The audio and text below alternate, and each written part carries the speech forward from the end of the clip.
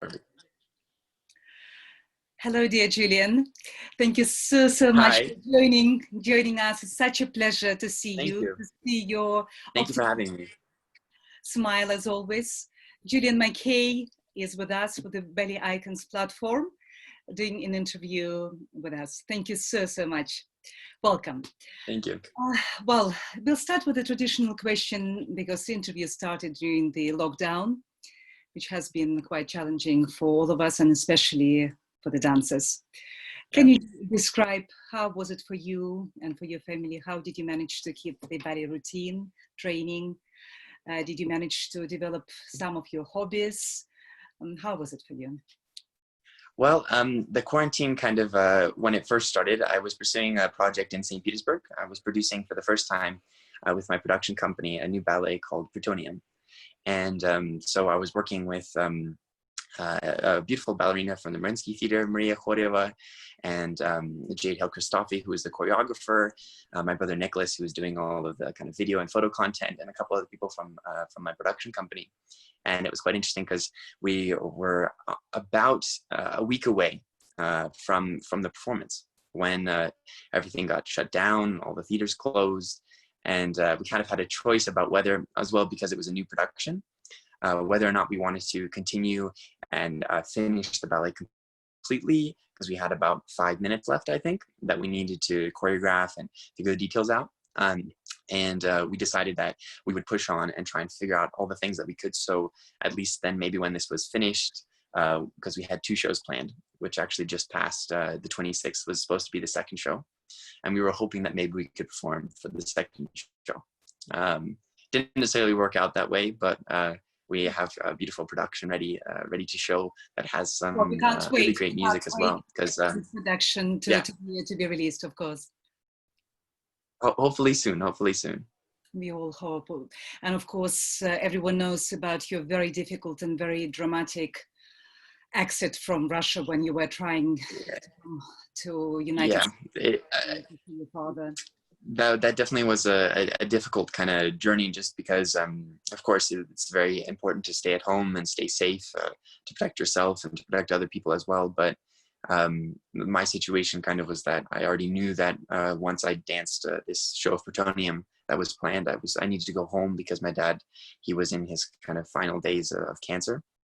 And so we had already been planning for that, but with the situation with the lockdown and everything, it turned to be we weren't really able to get home, and kind of turned into this whole long, difficult thing that really wasn't that great. But in the end, it turned out the best that it could have. We made it home, and we spent his last day with him, and beautiful.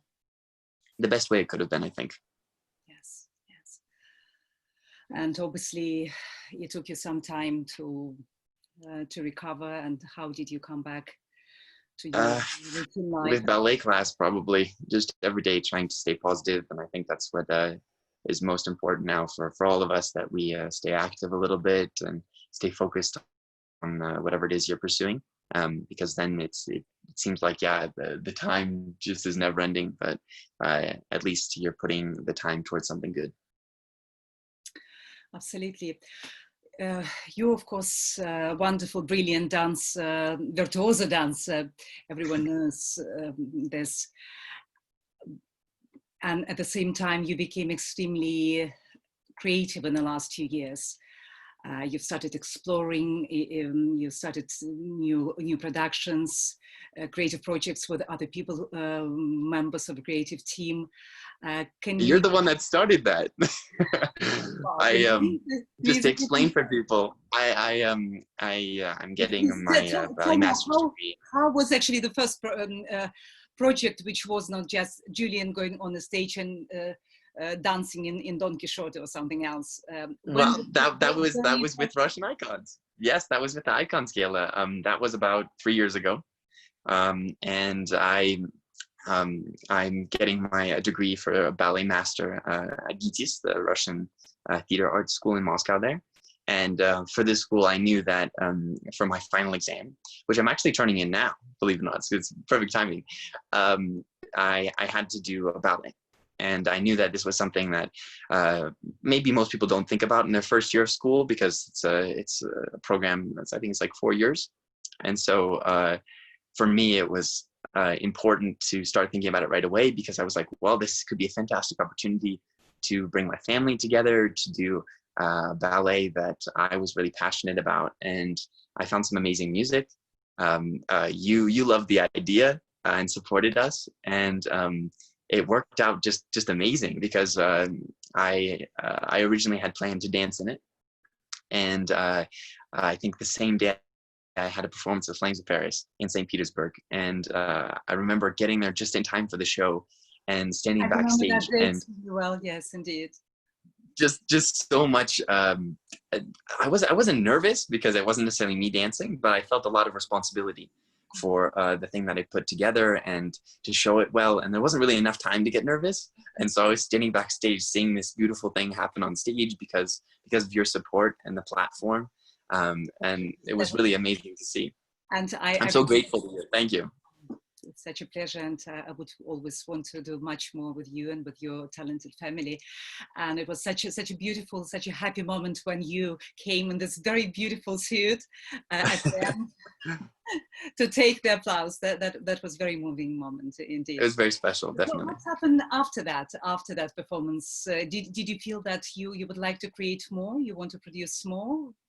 I definitely was inspired by the fact that it worked, that everything kind of came together, that the story made sense, and that the vision that I saw in my head came to be. And so I definitely was more invigorated after that, that maybe I could do more things that would be even better or longer. And it was really amazing to see that the audience really enjoyed it, and I heard a lot of good things about it. And I think people would like to see more things like that. So definitely, hopefully soon I'll be creating more things like that. Absolutely, we're very, very excited, and I'm sure we are going to witness in London and in many other places many of your creations. Hopefully soon. Of course, Julian. Your family situation is really quite beautiful and quite extraordinary. How many families have so many dancers in it? I'm sure it's a very beautiful situation, but it can be challenging. And of course, sure. you have absolutely lovely siblings, and I admire how supportive you're towards each other. But were at some point some difficult, some challenging moments? I'm sure. I think definitely it's always nerve-wracking when your mom or your siblings come and watch you dance. I think for us, especially with my kind of career path, I've only been able to get to where I am because of my family, and that was because a lot of the times for certain competitions or certain galas where I needed to learn a new piece, I didn't really have a coach, and so a lot of the times that was my sister, and so.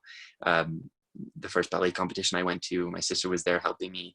And so I think I've never really had a kind of rivalry or anything like that. I've only really felt the supportive side. Of course, it's always difficult because, you get to become a dancer, you dance all these roles, and then your sister's like, you need to do this a little more. And so you try and focus on that and do that well. But I think it always helps that you have more eyes watching you and more support. I think it's always good. Of course. Well, you became quite multinational, really, being American, and of course your amazing story when you moved to Russia for your studies and then you start working there. And by the way, we could conduct this interview in Russian perfectly. We could, yeah. We could easily do that.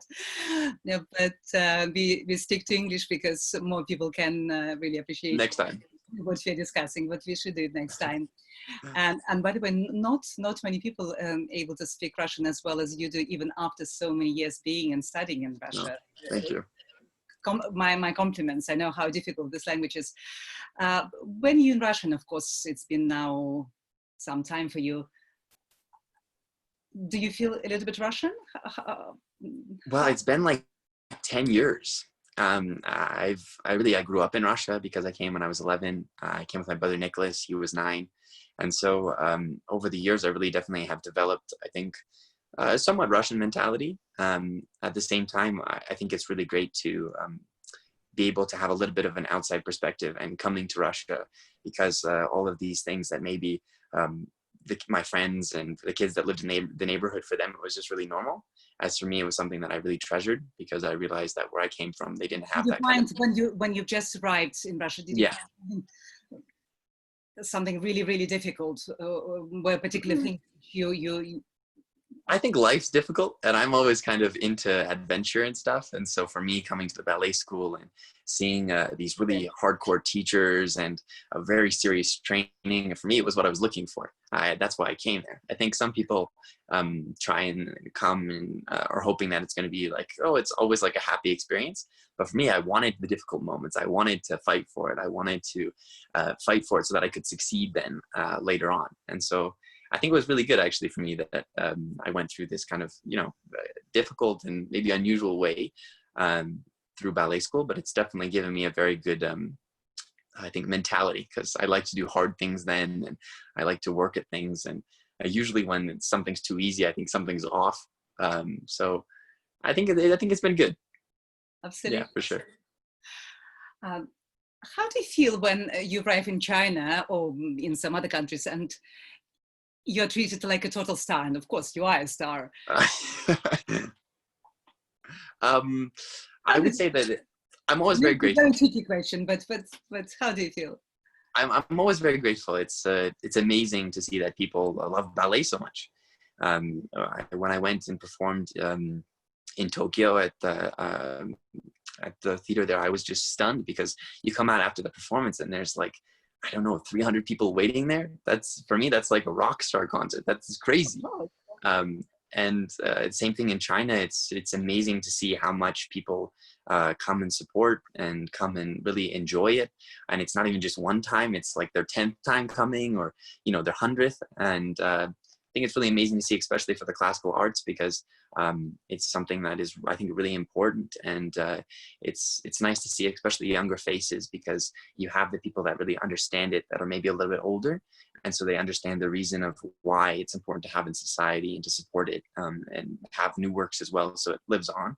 But it's really exciting to see younger people come to the ballet, because it means that there's going to be a new generation as well to carry that all on. And someone that I can help, and they can help someone. And yeah. Probably it's too early for you to decide that you're ready for some coaching, but do you believe that one day you might consider this, to be a teacher? Become a teacher? Maybe. I've done some things, but I think there's a lot of work and training that goes into that as well.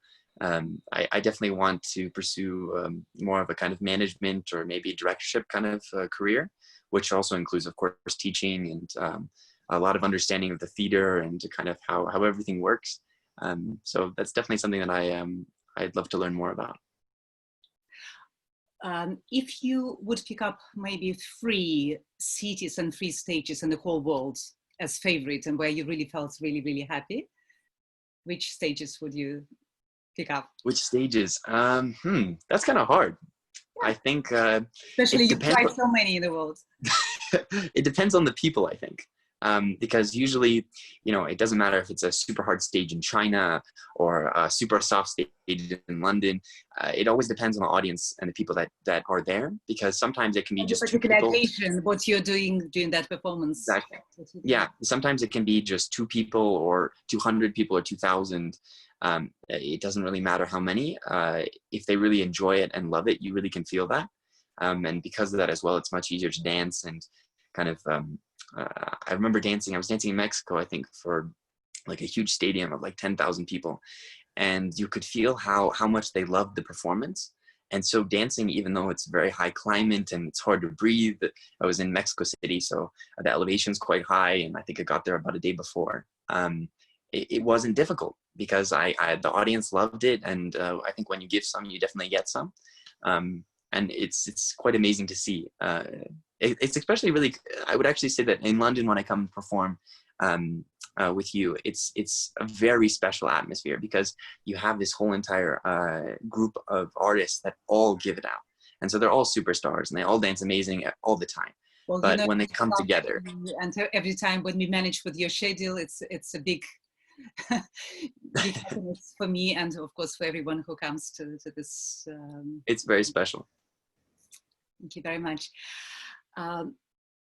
If you, obviously you couldn't name 3 stages, and thank you very much for your beautiful answer. It's hard to answer that one.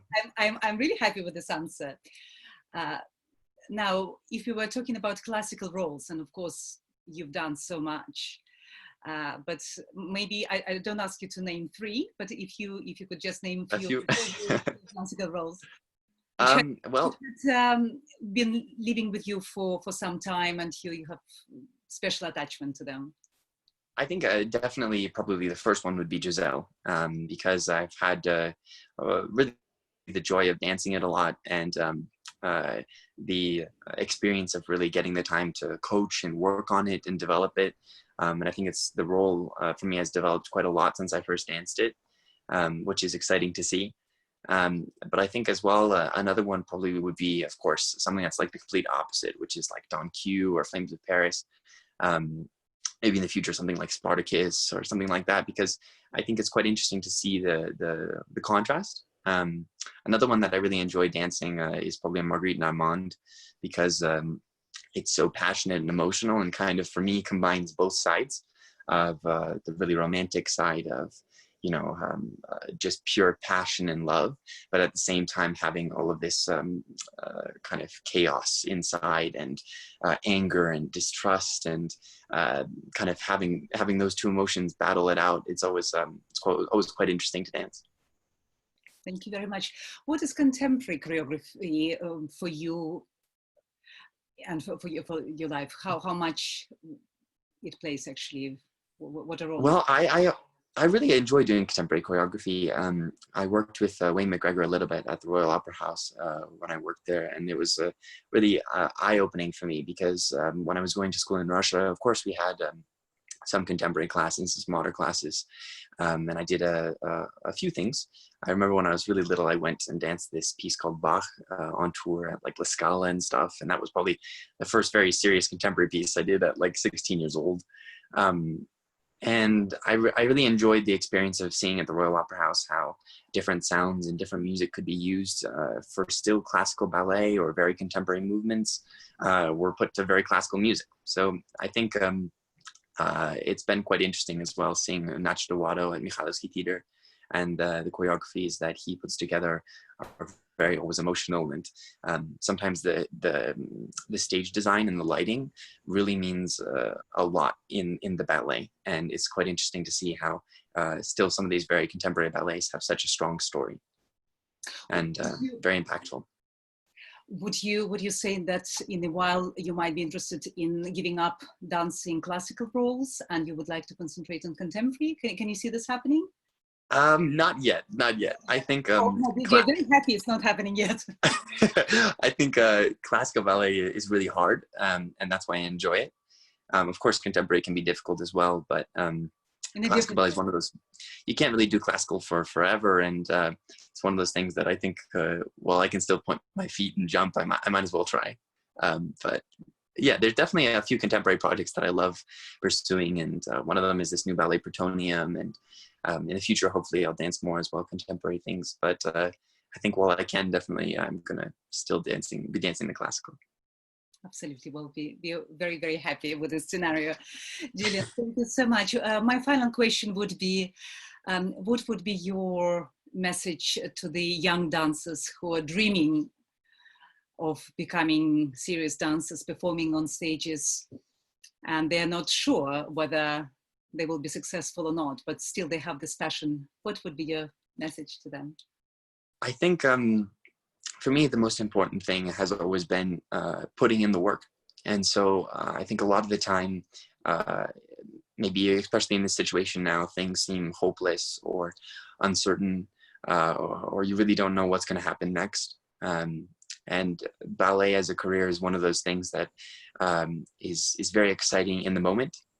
And a lot of the times, I think people in the audience, especially if you're a mother or a dad that's going to be giving their child to a ballet school or is trying to support their career, it's one of those things that you don't really know what the next performance is. You don't know if there's going to be one. And that's why it's amazing. That's why I think I fell in love with it. And that's why I think the audience loves it so much, is because it's something that happens on stage in front of your eyes one time, and it's never going to be the same. And so as a dancer, I would say always work hard, because if you really work a lot, even by yourself, if you don't have a coach or you don't have the right facilities, if you work hard by yourself as much as you can, when that moment comes that you can go on stage and shine, you'll be able to take full advantage of it, because you've prepared yourself for, weeks, days, and years for that moment. And I think that's probably the most important thing for me, and definitely for the next generation, is to work hard, because there will always be an opportunity for the people that have earned it. Thank you so much, Julian. It was a great, great pleasure to see you. Thank you. To have you with us. Thank you so much. Thank you so much for having me. We want to see you as soon as possible, and of course, we want to see you dancing. And we can't wait to welcome you back in London. And I can't wait to come back. We hope to develop other productions in other places. We have exciting plans. Thank you so much, Julian Mackay. Thank you. Thank you. Ballet Icons platform today. Thank you. Thank you, guys. Bye. Bye. Bye.